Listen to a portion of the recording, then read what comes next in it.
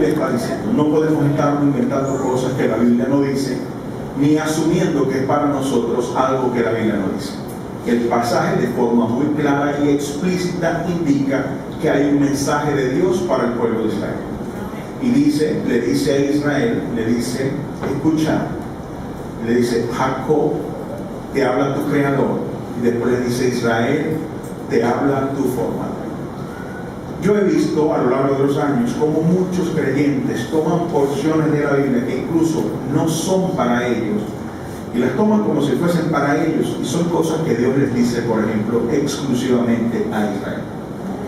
La nación de Israel y la iglesia son dos entidades, dos instituciones totalmente diferentes, y lo que Dios hace con unos no es exactamente lo que hace con otros, ni nosotros somos una extensión más de Israel, aunque en ciertas cosas tenemos similitudes. Por ejemplo, nuestro Salvador es el mismo, Jesucristo. Amén. Ahora bien, el punto es que no quiero yo tampoco guiarles a ustedes a pecar tomando un pasaje que no está escrito para nosotros.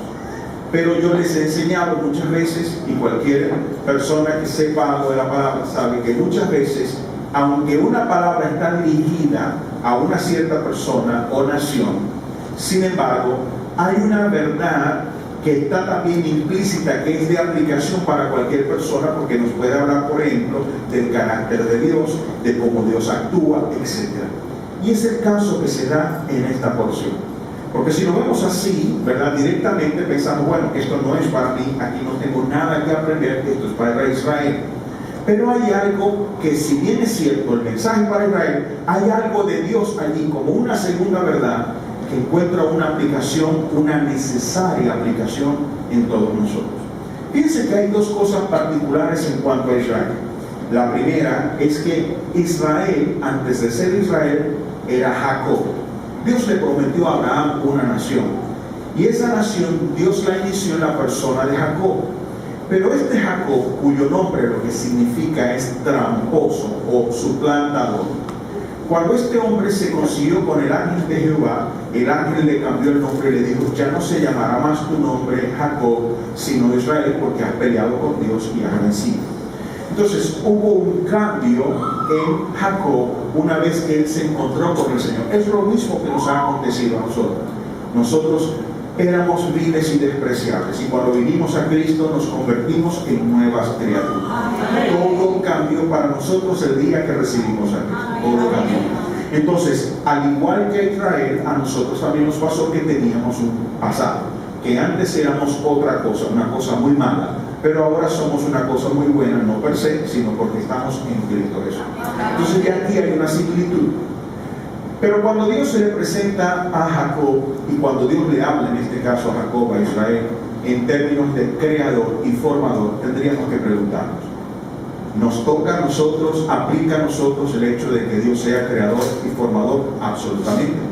Vemos, por ejemplo, que en 1 de Pedro, capítulo 4, verso 19, el apóstol, bajo inspiración del Espíritu Santo, escribe: de modo que los que padecen según la voluntad de Dios encomienden sus almas al fiel Creador y hagan el bien. Ahora fíjense, esta epístola de Pedro no fue escrita a los israelitas, sino que fue escrita para los creyentes de Jesucristo. Sea que estos antes hubiesen sido gentiles o judíos, el punto es que ahora son creyentes. Y Pedro, dentro de las cosas que les menciona, les dice que si alguno de los creyentes está padeciendo porque la voluntad de Dios así lo ha permitido, dice entonces, encomienden sus almas al fiel Creador. Quiere decir que el lazo que une a Israel con Dios como Creador es también un lazo que nos une a nosotros. Nosotros estamos también unidos a Dios como Creador. Y en este caso Pedro declara y dice que el hecho de que Dios sea el Creador le coloca a él la responsabilidad del cuidado sobre las cosas que ha creado y sobre los seres que ha creado. Por eso Pedro dice, si usted se encuentra en una situación en la que está padeciendo, lo que debe hacer es encomendar su alma al fiel Creador, es decir, apelar a aquella parte de responsabilidad que Dios ha de tener sobre lo que ha creado. Entonces, cuando Dios le habla a Israel en términos de Creador, también aplica a nosotros. Y aunque ese mensaje propiamente era para Israel, hay una segunda verdad que aplica a nosotros porque Dios también es nuestro creador. Pero adicionalmente dice en Efesios capítulo 2, verso 10, el apóstol Pablo, en este caso otro autor, pero bajo la misma inspiración del Espíritu Santo, el apóstol Pablo dice: porque somos hechura suya, creados en Cristo Jesús. Aquí se nos habla de esa nueva formación, de ese nuevo nacimiento. Ya nosotros conocemos lo que dice 2 Corintios 5:17, de modo que si alguno está en Cristo, nueva criatura es. Las cosas viejas pasaron y aquí todas son hechas nuevas. Se habla de un pasado, se habla de un presente. Se habla de una cosa que ya es obsoleta y se habla de una cosa que ahora está vigente. Y nos dice Pablo, nos aclara acá en Efesios, nos dice que nosotros somos hechura de Dios, que fuimos creados en Cristo Jesús. Entonces, cabe entonces aceptar que aunque Dios allá en Isaías 43:1 le está hablando primeramente a Israel, sin embargo, en su papel como creador y formador, también nos habla a nosotros como cristianos. ¿Me están entendiendo? Ahora fíjense, volvamos allá, Isaías 43:1.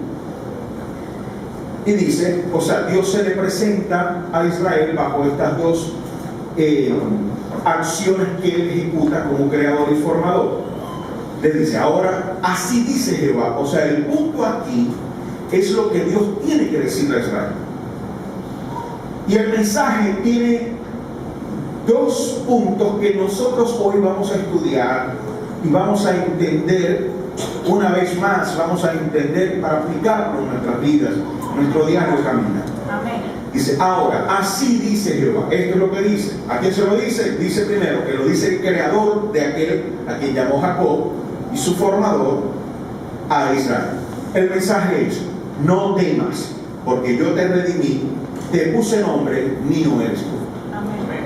O sea, más allá de que Dios está con él, de que Dios le redimió, de que Dios le puso nombre, el punto es que hay una orden y hay un mensaje, pero aunque es una orden, es decir, hay una, en gramática esto se llama imperativo, hay una orden allí, sin embargo es una orden amorosa. Él le dice, no tengas temor. ¿Saben? Yo les he enseñado que el temor es exactamente lo mismo que la fe, solo con el lado negativo. En tanto que la fe es estar seguros de que algo bueno va a ocurrir, el temor es estar seguros de que algo malo va a ocurrir. Y la fe tiene su fundamento en lo que Dios dice, es decir, lo que a nosotros nos inspira a creer, a pensar y a esperar que van a venir cosas buenas, es lo que Dios ha dicho. Amén. Pero también el temor tiene su base, tiene su fundamento. ¿Cuál es el fundamento del temor? Aquellas situaciones que nos amenazan, haciéndonos pensar que saldremos perdiendo de alguna manera.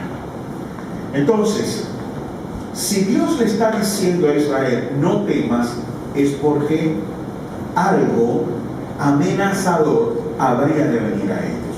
Esto es algo importante e interesante. ¿Por qué? Porque los cristianos llegamos a la iglesia o a veces llegamos al Señor y cultivamos por largo tiempo el pensamiento de que si yo me porto bien con el Señor, si yo obedezco a Dios, si yo ando derechito con Dios, nada malo me va a ocurrir. Y entonces cuando comienza a experimentar esas cosas adversas, viene ese estado de confusión. Entonces dice, pero bueno, si yo estoy buscando de Dios, si yo me he consagrado por Dios, ahora me están cayendo todas estas cosas, pero ¿por qué entra en un estado de confusión? Debo aclarar que ese estado de confusión no lo ha propiciado Dios, porque Dios nunca te dijo, si te pones derechito, nada malo te va a ocurrir. Eso fue una idea que pusimos nosotros. Es una falsa expectativa, porque las cosas no funcionan así. Dice el Señor, fíjate, para entender o para aclarar que también este mensaje tiene aplicación a nosotros. Él le dice a Israel, no temas, porque yo estoy contigo, yo te redimí y te puse nombre. Hablando de la redención, dice el apóstol Pablo a Tito capítulo 2, verso 14, le dice lo siguiente. En esa porción de las Escrituras, el apóstol nos enseña, nos nutre, nos instruye y dice, hablando de Jesús, dice que se dio a sí mismo por nosotros para redimirnos redimir es rescatar. Entonces sí, Dios le dice a Israel, yo te redimo, pero a la iglesia también le dice, yo te redimo. Entonces quiere decir que este mensaje de no temer no solo aplica a Israel, sino que también aplica a nosotros. En Apocalipsis capítulo 1, verso 17, recordarán que el apóstol Juan estaba en la isla de Patmos. Y dice que él está en el día del Señor, él está teniendo una experiencia en el Espíritu y él ve el día de la ira de Dios sobre este mundo. Pero entonces el Señor se le aparece y él describe el aspecto del Señor aparecido. No era el mismo aspecto que tenía aquel Jesús que comió con Juan, que durmió con Juan, aquel que vio en la cruz. No era el mismo aspecto. Dice que estaba vestido de vestiduras blancas que llegaban a sus pies, que sus pies brillaban como el bronce pulido. En el pecho tiene un cinto de oro, símbolo de autoridad suprema. Sus cabellos son blancos como la lana. Sus ojos, aquí se pone ya la cosa un poco escalofriante, si se me permite decirlo. Dice que sus ojos son como fuertes llamas de fuego. Dice que su voz es como el estruendo de muchas aguas o como muchas cataratas. Dice el apóstol Juan, cuando yo lo vi, caí como muerto a sus pies. Estamos hablando de este hombre, de este nuestro hermano, quien ya había conocido a Jesús y quien había sido colocado en aquella isla por causa del testimonio de Jesús. Pues para quienes no lo sepan, todos los discípulos de Cristo murieron, dice la historia, por muertes de martirio. El único que no murió así fue Juan.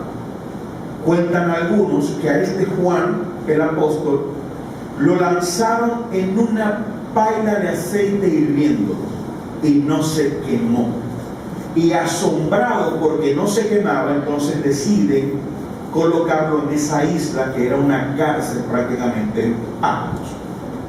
De manera que Juan fue a aquel lugar no porque andaba desordenadamente, sino porque era un testigo fiel de Jesucristo. Amén.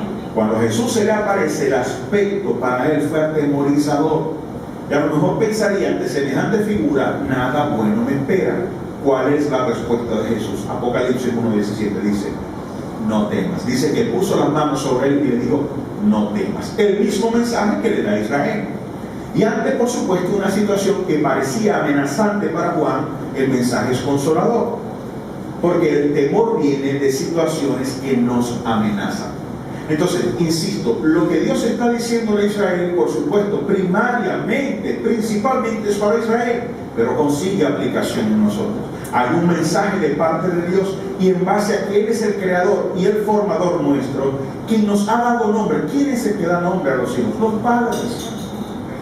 Y ese poner nombre implica la autoridad que tienen los padres sobre los hijos, pero también el cuidado que tienen los padres sobre los hijos.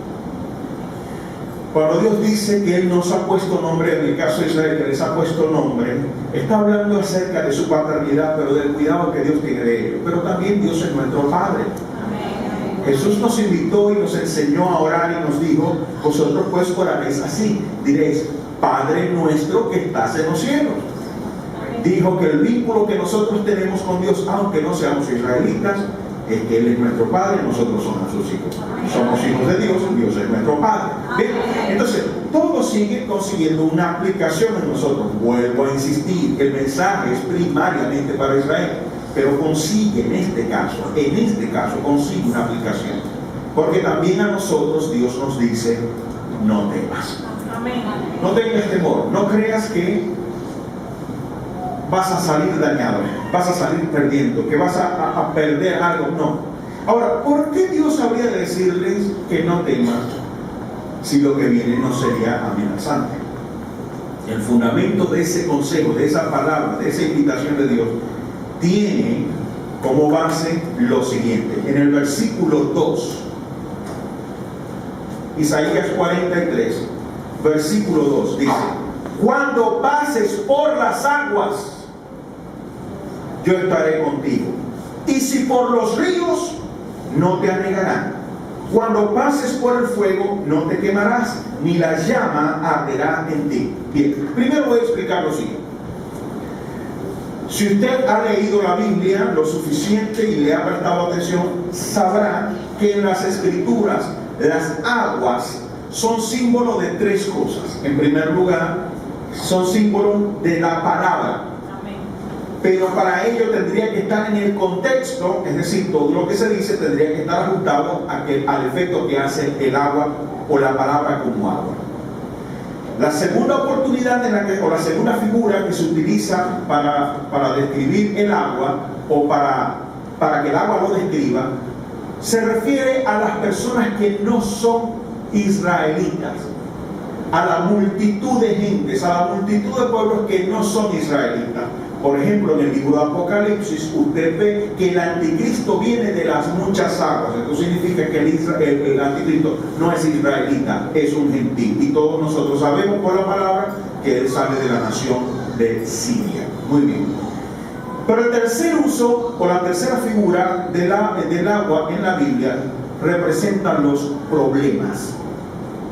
Cuando usted, por ejemplo, tiene un sueño que hay mucha agua rodeándole, pero usted se está ahogando o usted tiene temor, eso significa que vienen problemas serios, problemas graves. Luego habla acerca de los ríos. Los ríos que tienen agua también representan problemas en ese contexto, solo que como el río tiene una corriente que lo impulsa, entonces los ríos representan problemas que vienen con fuerza. Luego habla acerca del fuego. Y dice el Señor, o sea, el fuego para nosotros, según 1 de Pedro capítulo 1, verso 7, el Señor dice a través de Pedro que nosotros, nuestra fe tiene que ser probada por el fuego. Entonces el fuego se refiere a la prueba, que por cierto, me permito añadir e intercalar en este momento.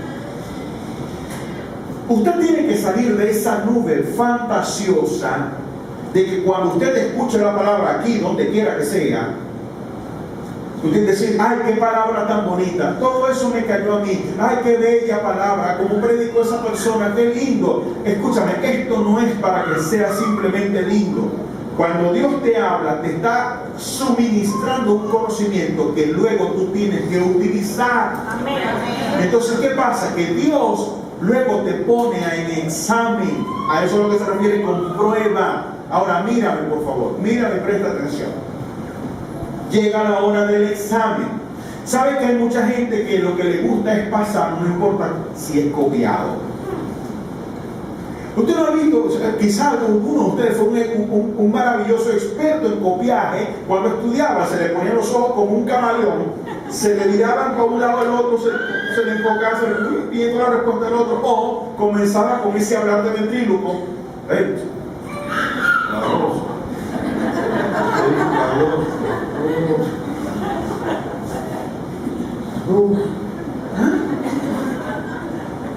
Cabeza, tronco y extremidades. Dios te mete en el salón de examen solo. Tú no te puedes copiar aquí, si no, no puedes aprobar. Entonces, escúchame, cuando te viene la prueba y tú empiezas, que estoy llamando a los hermanos y nadie me atiende, nadie me ayuda, ¿sabes qué dice Dios? Respuesta incorrecta. Que nadie está pendiente de mí, que cómo es posible, me cayeron las 7 plagas de Egipto. No eran 7, eran 10. Respuesta incorrecta. Si hubieran dicho 10 pasos, no, esa no es la respuesta. La respuesta es, Dios está conmigo, Dios me saca de esto. El asunto es que Dios te da la palabra no para que digas qué bonito, sino para que digas, esto lo tengo que usar y en algún momento me va a tocar usarlo. ¿No recuerdan que la semana pasada les hablaba acerca de Marta, cuando Jesús fue a resucitar a Lázaro? Cuando él indicó que por favor quitaran la piedra, ¿cuál fue la respuesta de María? Señor, y este ya es de 4 días. A lo cual el Señor respondió, no te he dicho que si creyeras ver la gloria de Dios. O sea, no era para que pensases qué bonita enseñanza, qué reflexión tan tremenda la que dio Jesús.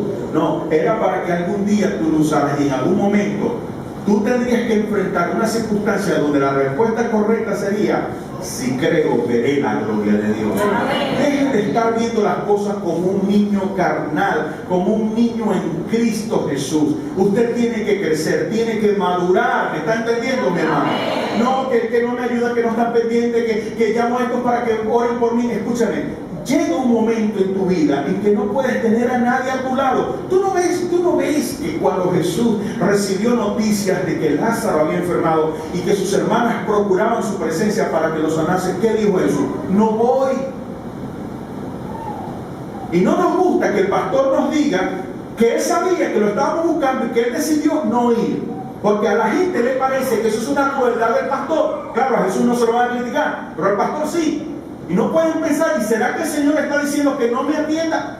Para que yo finalmente me decida levantarme y a creer y usar la fe por mí mismo y no estar chuleteado pasando con la fe ajena. Amén. ¿Aló? Amén. Porque es que de verdad, yo entiendo, a la gente le gusta el cristianismo romántico, le gusta tener un super pastor que para todo está aquí, pero es que uno no puede estar para todo, por más que uno quiera. He tratado de darle seguimiento a varios casos aquí en la iglesia y no me ha alcanzado el tiempo. No es una cuestión de crueldad ni de maldad, es que no da el tiempo. Y no es natural. O sea, en algún momento alguien nos ayuda y eso está bien. Pero la Biblia dice, el justo anda por fe, no dice anda ayudado. Dice, el justo anda por fe. Amén. El justo vive por fe, el justo camina por fe. Amén. Entonces yo entiendo, sí, que usted necesita que alguien le ayude, que alguien le dé una palabra, pero usted no puede pasar la vida así. Usted tiene que crecer. Amén. Digan que tiene a su lado, tengo que crecer. Entonces no se ofenda conmigo, mi hermano, por lo que le estoy diciendo. No se sienta herido, no se sienta que... Yo tengo que enseñarle la verdad. Amén. Porque hay cosas que Dios las determina de cierta manera. Hay veces que tú no puedes alcanzar a alguien, acceder a nadie, porque Dios te ha cerrado todas esas puertas para que tú te sientes en tu pupitre, saques tu examen y comiences a responder conforme a lo que Dios te ha dado. Amén. La prueba. Entonces, ahora fíjate, ¿a dónde voy? Ya te expliqué esta figura, el agua, los ríos, el fuego. Fíjate cómo comienza el versículo 2. Dice, cuando pases por las aguas. No dice, escúchame, no dice, si llegas a pasar por las aguas. O sea, aquí se ha presentado que vamos a pasar por las aguas. Entonces dije, claro, esto es primero para Israel, es a Israel a quien está hablando Dios. Pero debido a que Dios es nuestro creador, es nuestro formador, es nuestro redentor, es quien nos puso nombre, también aplica para nosotros. También nos dice, no temas, pero también nos dice, cuando pases por las aguas. ¿Y cómo sé que Dios lo dice? Porque ya hemos leído en Juan 16:33 que Jesús advirtió, dijo, en el mundo tendréis aflicción.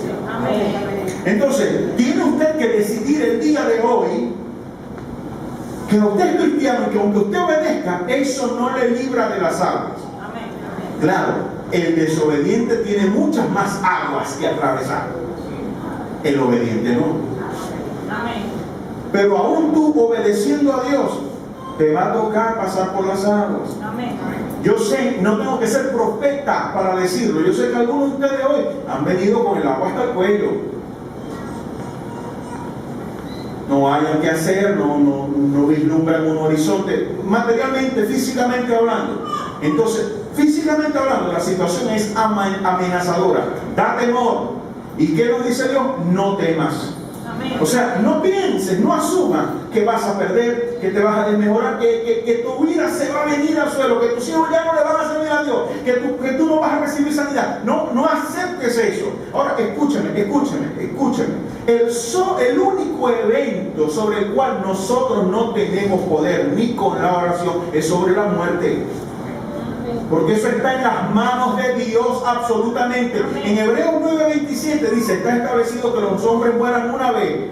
Entonces usted no puede ponerse bravo porque alguien se murió, porque es que le va a tocar, a todos nos va a tocar. Solo que nosotros le ponemos la idea a la gente, nosotros queremos que se mueran a los 500 años. Pero eso está en las manos de Dios.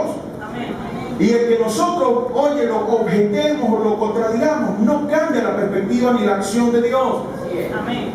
Pero en todo lo demás está en nuestras manos que las cosas cambien, en tanto y en cuanto que tengamos fe, que confiemos en Dios. Amén. Yo sé, hermano, que las cosas, yo lo sé, chicos, no lo voy a saber yo. Las cosas están difíciles, pero en todo este desbarajuste de locura, solo Dios sigue abriendo su boca con fuerza, diciéndonos, no teman, no teman, no teman, no teman. Fíjate que él dice, cuando pases por las aguas, yo voy a estar contigo. Cuando pases por los ríos, no te anegarán. O sea, Dios permite que vengan los problemas, pero al creyente, al Hijo de Dios, que cree a ese Hijo de Dios, Dios lo saca de la adversidad. Lo hemos leído en el libro de Proverbios, dice, muchas son las aflicciones del justo, pero de todas ellas le librará Jehová. Ahora, el punto es que nosotros interpretamos que Dios va a impedir que tú entres en adversidades. Eso no es lo que dice la Biblia. Dios lo que va a impedir es que la adversidad te destruya. Dios va a impedir que la adversidad destruya a tus hijos. Dios va a impedir que la adversidad acabe contigo. Eso es lo que está diciendo. Entonces, oye, a nosotros, a todos nos toca. ¿Cuánto no nos hemos acostado, hermanos, sin que haya ni siquiera una miga de pan en la casa? ¿Cuánto no nos hemos acostado sabiendo que el día siguiente hay que pagar varias cuentas y no hay dinero en el banco, en la cuenta, en ninguna parte?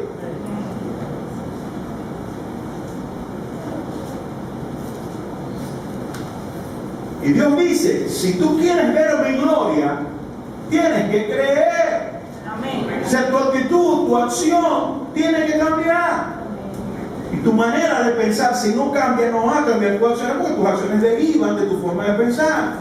Y en esa forma de pensar, Dios te dice, tienes que considerar que aunque pases por las aguas, no te van a negar. Amén. El que aunque pases por el fuego, no te va a quemar, no va a arder la llama en ti. Amén. O sea, Dios te está diciendo, si yo te permito pasar por eso, también te voy a dar la salida, si tú lo crees. Amén. Mucha gente sale derrotada porque no lo creyeron, no porque Dios no sea fiel. Dijo la Biblia, sea Dios veraz y todo hombre mentiroso. No nos pongamos nosotros, hermanos, en el papelito de no, que yo vi a fulano, que él que creía en Dios y le fue mal. Olvídate, está diciendo que Dios es mentiroso. Entonces vamos a romper la Biblia, vamos a salir todos de aquí corriendo, porque estaríamos perdiendo el tiempo. Mas nosotros sabemos que no es así. Creo que Dios a veces usa esas cosas para confundir, para despertar lo humano, lo carnal en nosotros. Pero la Biblia dice que no serán avergonzados cuantos invoquen su nombre. Amén. Es un asunto, es una cuestión de fe. Amén. ¿A cuánto no nos ha pasado que Dios nos ha dicho, estoy contigo? Y cuando tú vas a ver, tienes tremendos problemas metidos en tu casa. Amén. Estos días me dieron una palabra. Aquí la tengo. Señor Todopoderoso les recuerda que no están solos. Él está de su lado y todo, absolutamente todo cuando necesitan, Él lo suple conforme a sus riquezas en gloria. Nadie les podrá hacer frente porque Él está con ustedes. Dios grande y poderoso, no hay otro mayor que Él. Él extiende sus manos para defenderles, ayudarles y bendecirles en todas las cosas. Después de esto cayeron un poco, no hay problema.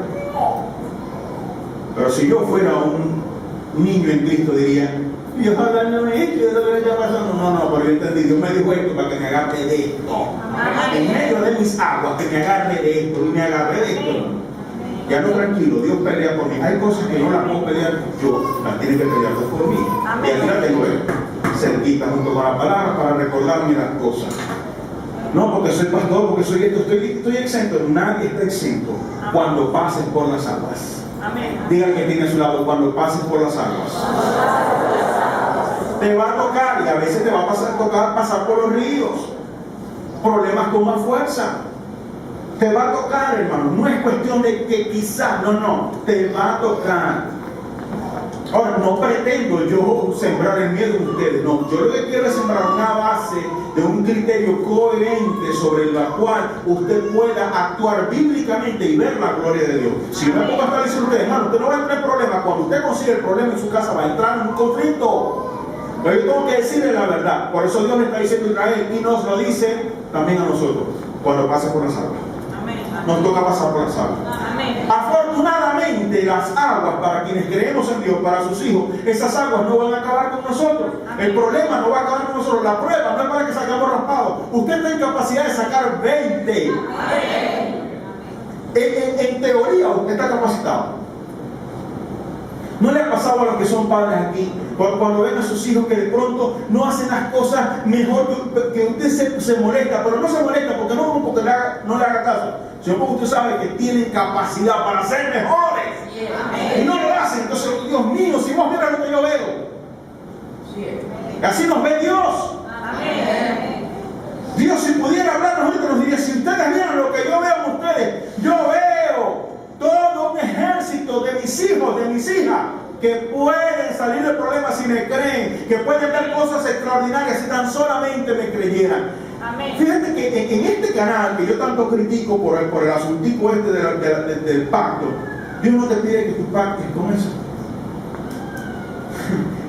Es lo que te dice, mira lo que te dice, no temas.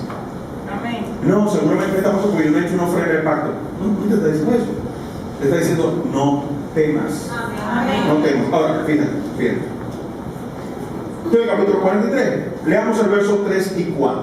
Dice, ¿por qué no temas? O sea, ¿por qué puedes estar seguro de que las aguas no van a acabar contigo, de que los cielos no van a acabar contigo, que la llama no va a arder y a quemarte y destruirte? ¿Cómo puedes estar tú seguro de eso? ¿Cuál es la razón de eso? Verso 3.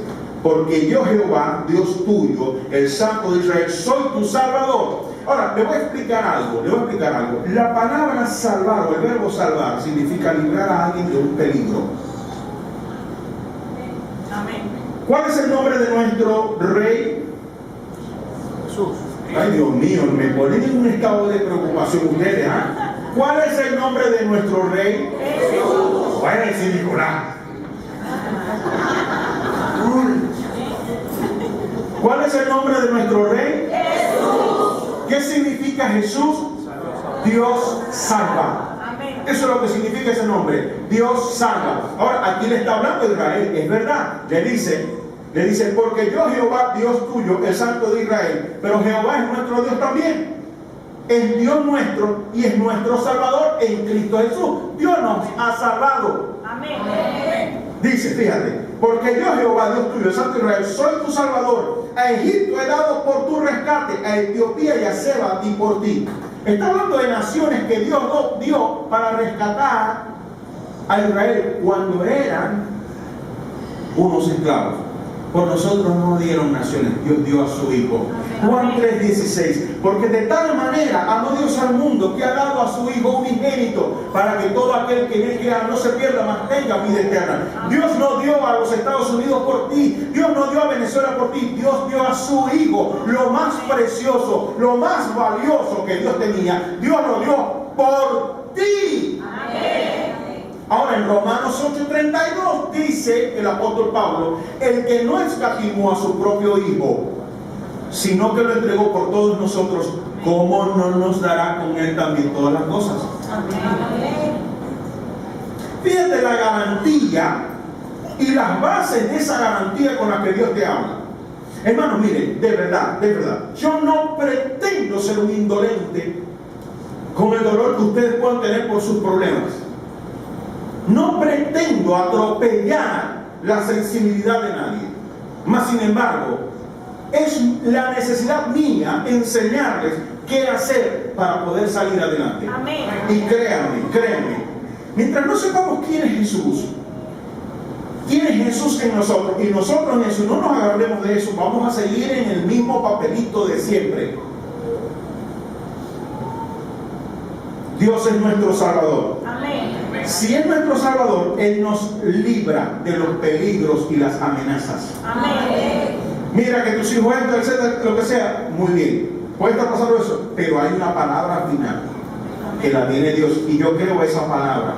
Amén. Y si la creo, veré la gloria de Dios. Tú tienes que apropiarte de eso con tu esposa, con tu esposo, con tus hijos, con tus nietos, con la iglesia, con tu trabajo, con tu salud, con lo que sea. Tienes que apropiarte de eso si tú quieres ver la gloria de Dios en tu vida. Si no, no se puede, hermano. No se puede aprobar con fe ajena. Necesitas tu propia fe. Y en esa fe Dios te dice, no temas. Amén. Tienes que estar seguro de que yo te libro, te dice Dios. Pero déjenme terminar de leer. Isaías 43, verso 4 dice, porque a mis ojos fuiste de gran estima, fuiste honorable y yo te amé. Mire, vaya a Israel, vaya a esa nación y le voy a decir algo. Pregunte a ella, ¿quién es Jesús? Y verá que le van a mirar con malos ojos. Ellos no quieren a Jesús, ¿eh?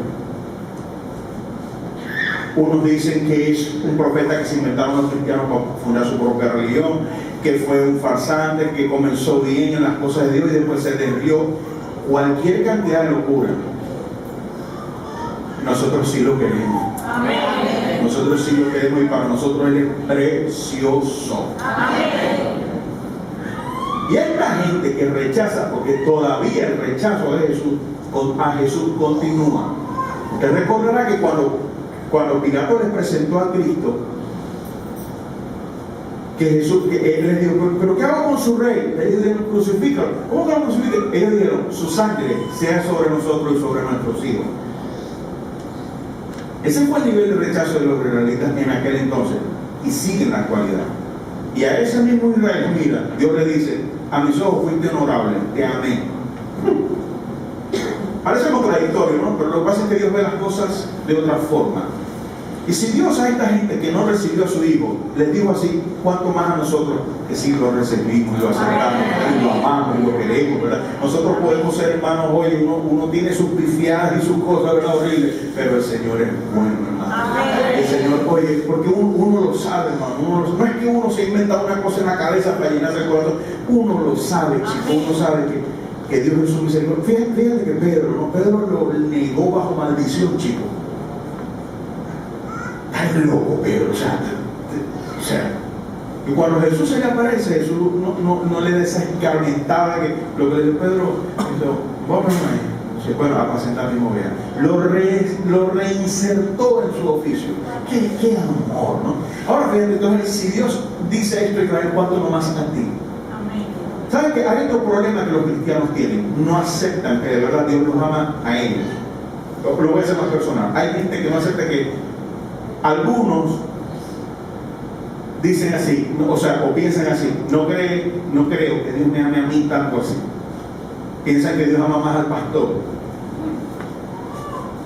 o a la hermana fulana diaconisa. Dios nos ama a todos por igual. Amén. Al mismo Jesús que Dios entregó por mí, el mismo Jesús que Dios entregó por ti. Amén. No hay un Jesús más bonito entregado por mí que por uno entregado por ti. Es el mismo Jesús, es el mismo Jesús. Amén. Es el mismo precio que se dio, que se pagó para tu rescate. Dios te dice, yo te amé, yo me encariñé contigo. ¿Tú no te has dado cuenta que hay situaciones tuyas que si salen a la luz podrían hoy mancharte y Dios las tiene ocultas y eso quedó entre Dios y tú? Porque Dios te ama. Entonces, ¿por qué no llevar ese amor un poquito más allá y pensar, ¿sabes qué? Si Dios me ha guardado y me ha librado, me ha bendecido, me ha salvado.